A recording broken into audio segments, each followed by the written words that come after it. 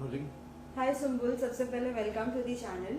Thank you. सबसे पहले ये जानना चाहेंगे बिग बॉस का सफर कैसा रहा, क्योंकि जाते वक्त हमने देखा था सुम्बुल एक अलग ही अवतार में स्टार्टिंग के डेज में दिख रही थी, फिर आप बाद में हमने देखा कि एक अलग ही आपका रूप दिखा है।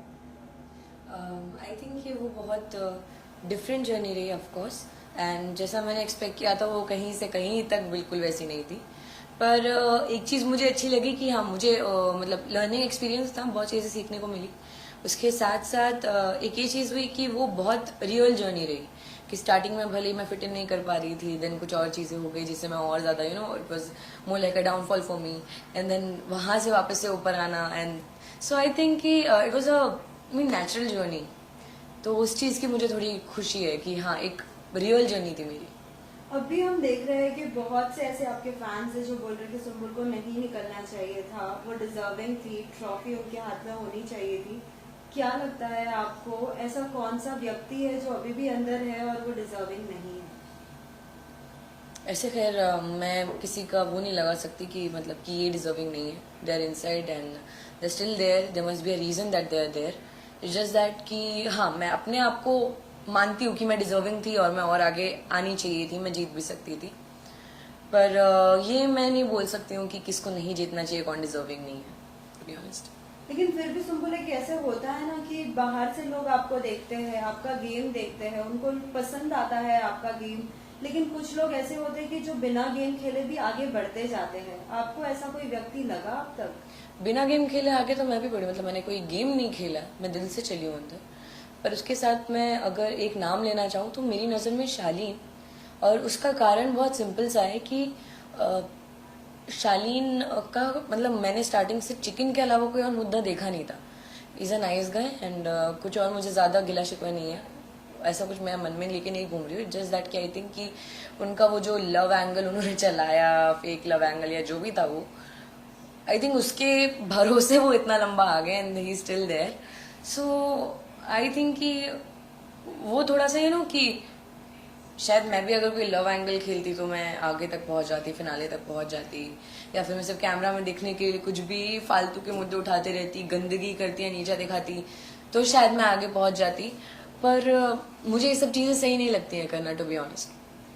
पता है, लव एंगल की जब बात आती है, कहीं ना कहीं आपके साथ भी उन लोगों ने कुछ एक साजिश की थी, आपको भी उसमें कहीं ना कहीं बहकाने की कोशिश की थी कि हाँ, सुम्बुल के बारे में भी आपने भी ये बात की जिक्र की है एक बार टीना से। क्या कहना चाहेंगे, जब अगर गेम खेला चाहते हैं तो इंडिविजुअल अपना गेम खेलना चाहिए या ये सब मुद्दों को लाना जरूरी है बिग बॉस के घर में, क्योंकि ये तो एवरी सीजन का अब हो गया है कि एक love angle banana. Do you think so? It is actually here. Big Boss has also actually become like a film, to be honest, जिसमें एक हीरो है, एक हीरोइन है, एक विलन बन जाता है। जितना मैंने इस सीजन में नोटिस किया है, इस सीजन की बात करी मैं पर्टिकुलर, पर मेरी नज़र में ये सही नहीं है। मैं सच्ची बोलूँ तो कि आप मतलब ये क्या होला, अगर आप फेक लव एंगल खेल रहे हो तो आपको बहुत ज़्यादा सपोर्ट मिलता है। मेरी नज़र में ये सब चीज़ सही नहीं है। मेरी नज़र में आपको गेम भी खेलने की ज़रूरत नहीं है, आप अगर अपने दिल से चलोगे। क्योंकि एक बार मुझे याद है कि रुबीना जी ने भी बोला था कि जो भी करो ना, बस सच्चे दिल से करो और कुछ भी नहीं। तो आप बस दिल से साफ रहो, आप सच्चे दिल से कोई भी चीज़ करोगे वो कहीं से कहीं तक गलत नहीं होगी। तो दिल से चलना चाहिए, दिमाग से पूरी दुनिया चल रही है। अभी भी आपके निकलने के बाद भी कुछ कुछ बातें चलती कि मंडली एक तरफ है और अपने मंडली में किसी को लेना नहीं चाहती है। शालीन भी अभी कह रहे हैं, हमने कल परसों के भी एपिसोड में देखा है कि कहाँ वो शिव से लड़ रहे हैं कि मंडली बना लिया है तो ऐसे लेना नहीं पसंद कर रहे हैं, कि मैं तुमसे सिर्फ बात करने गया था लेकिन ये तो कुछ और ही समझ रहे हैं। एक्चुअली मंडली इज नॉट अ कंपनी जैसा बना के रखा है कि मंडली लोगों को हायर करती है वहाँ पे काम करने के लिए, ऐसा कुछ भी नहीं है। मंडली जेन्युइन फ्रेंडशिप है, जो एक शब्द दे दिया गया मंडली, पर उसके अलावा वो एक जेन्युइन फ्रेंडशिप थी जो लोग आपस में जो कनेक्ट कर पाए। शायद किसी एक इंसान से कनेक्ट कर पाए हो, पर धीरे धीरे करके हर एक इंसान से कनेक्ट करने लगे, क्योंकि कहीं ना कहीं मंडली में वो लोग हैं जो काफ़ी सेल्फलेस हैं। चाहे वो साजिद सर हो, चाहे वो अब्दू हो, चाहे वो शिव हो, चाहे वो स्टैन हो, चाहे वो निमृत हो, या फिर मैं हूँ। तो कहीं ना कहीं एक जो जेन्युइन दोस्ती होती है कि आप दोस्त के लिए कुछ भी कर सकते हो, वो मंडली है। तो मंडली इज नॉट लाइक कि कोई भी आए, 2-4 दिन अच्छे से बात हो तो उसको एकदम दोस्त बना लिया। नहीं, जब तक आप किसी इंसान से कनेक्ट नहीं करोगे तब तक आप मतलब दोस्त नहीं मान सकते ना। बहुत सिंपल सी चीज़ है वो। पर अगर सुम्बुल आपसे अगर पूछा जाए कि बिग बॉस के घर में this season who was the entertainment person? अरे यार, सब अपने आप में बहुत एंटरटेनिंग है, सच्ची बोलो तो। मतलब अर्चना बहुत एंटरटेनिंग है, और शालीन भी है कहीं ना कहीं, बहुत उन्होंने भी एंटरटेन किया होगा, क्योंकि हमने जो एक न्यू ईयर पे वो एक एक वीडियो देखा था, तो he is a funny guy I think, तो लोगों ने पसंद किया होगा। एंटरटेनिंग वो भी है, उसके साथ साथ स्टैन बहुत एंटरटेनिंग है, शिव भी बहुत एंटरटेनिंग है, सारे सर बहुत एंटरटेनिंग थे। तो ऐसा कौन है जो एंटरटेनिंग नहीं है? सब एंटरटेनिंग है कहीं ना कहीं। तो हु वाज द लाइक जसवी से जोड़ी बोलते हैं ना, जोड़ी बनती है हर बार बिग बॉस के घर में, हम देखते हैं कब किसी ना किसी की जोड़ी बनती है। जैसे हमने पहले देखा था सिडनाज, जो बहुत ट्रेंड कर गए थे। ऐसे इस सीजन अगर आपको अगर कोई लगा हो? आई थिंक स्टैन और शिव सबसे माशाल्लाह सबसे प्यारी जोड़ी रही है वो, बिकॉज जब साजिद सर चले भी गए और हम लोग भी थे, इनफैक्ट मैं अभी के भी एपिसोड देखूं, उनको जो दोस्ती का अवार्ड दिया गया and everything, so I think कि वो एक जोड़ी है, वो सबसे माशाल्लाह सबसे कमाल की जोड़ी है, वो एक जोड़ी, और एक साजिद एंड अब्दू सजदू। ऐसा कोई एक व्यक्ति जो हमेशा हर किसी की फ्रेंडशिप तोड़ना पसंद करता है जोड़ने से ज्यादा, और खुद को ज्यादा हाईलाइट करने की कोशिश करता है? You mean the self centred person? Right, टीना। टीना।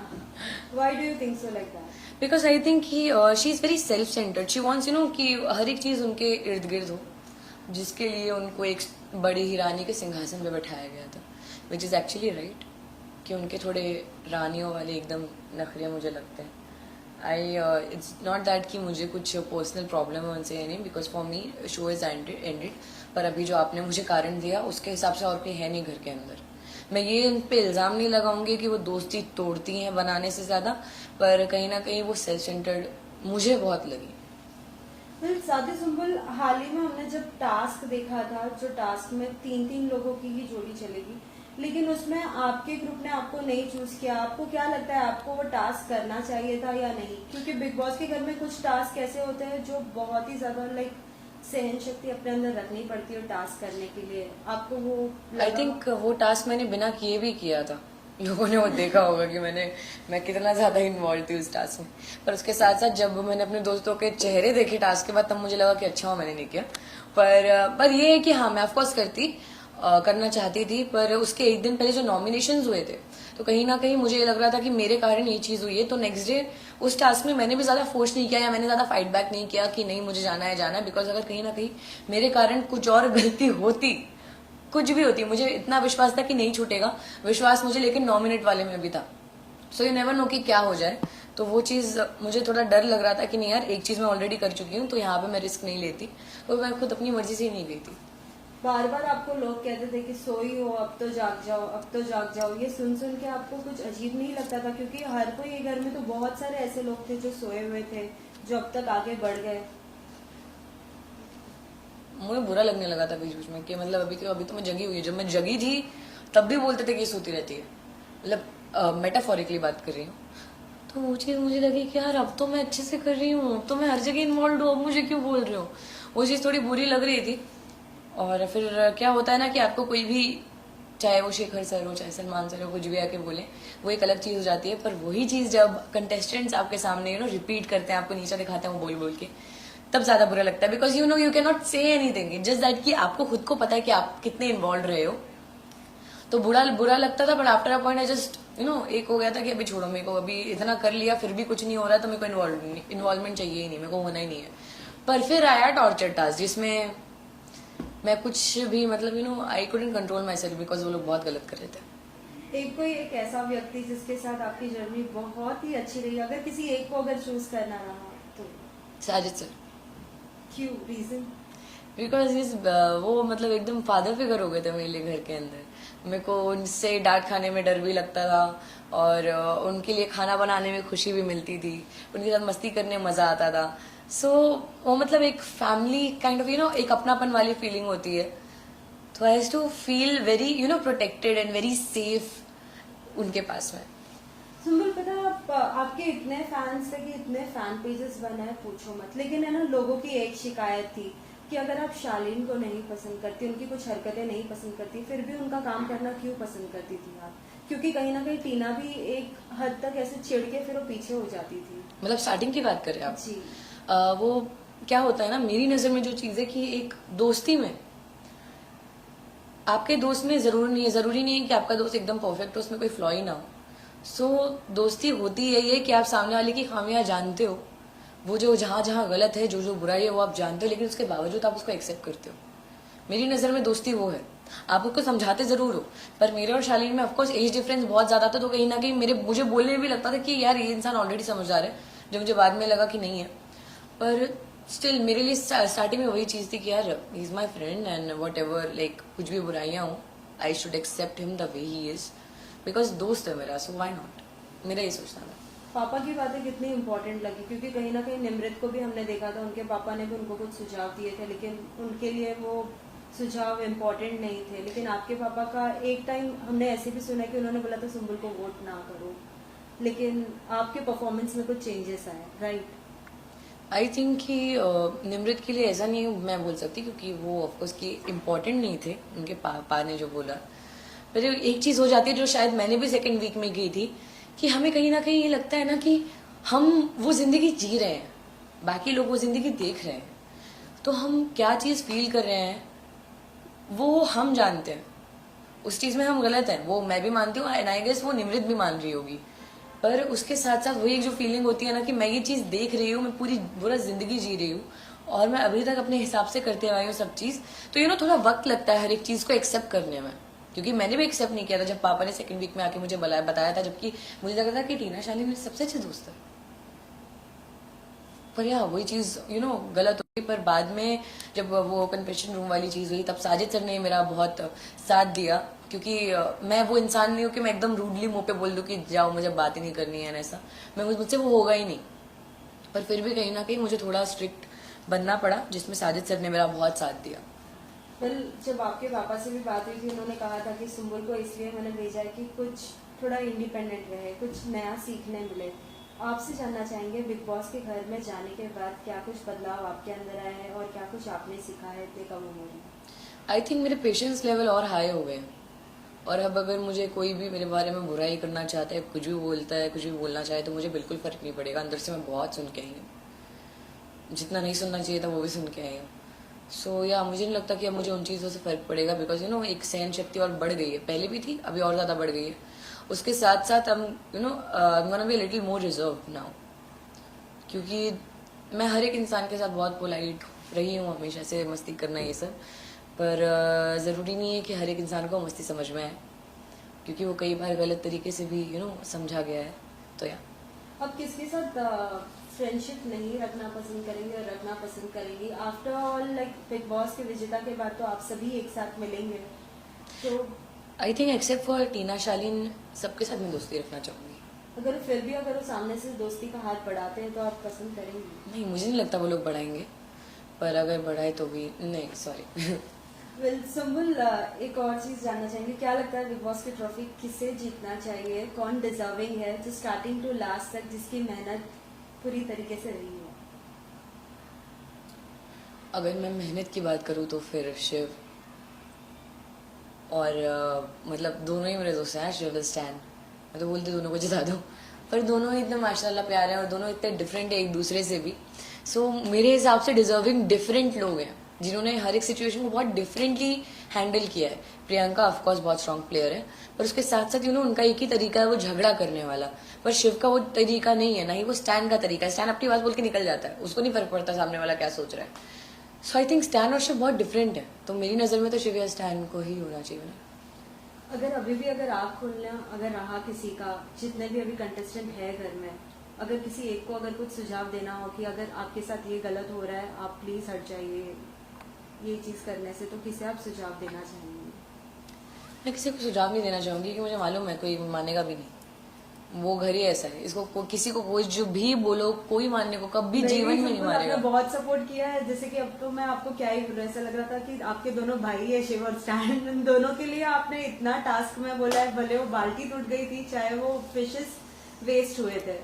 वो मैंने बोला हमेशा, इट जस्ट दैट ना, कि अगर मैं किसी को सुझाव दूं, ऑफकोर्स मैं अपने दोस्तों को सुझाव नहीं दूंगी, मेरे हिसाब से वो एकदम बढ़िया चल रहे हैं, पर बाकी जो लोग हैं उनमें से किसी को दूंगी तो उनको फर्क भी नहीं पड़ेगा। जो घर के अंदर मेरे साथ हो चुका है। बहुत सुझाव देने की कोशिश की, कोई नहीं सुनता, कोई मतलब नहीं है एनर्जी वेस्ट करने का, बता रही हूँ मैं। पर एक बहुत छोटी सी चीज है बट कि आई थिंक अर्चना अगर कुछ बहुत गुस्से में कुछ ज्यादा ही बह जाती है, नहीं तो है वो माशाल्लाह बहुत प्यारी लड़की है, बहुत एंटरटेनिंग है। अगर वो इतना ज्यादा गुस्से में बह ना जाए, थोड़ा सा कंट्रोल में रहे, तो उससे ज्यादा प्यारा कोई नहीं है।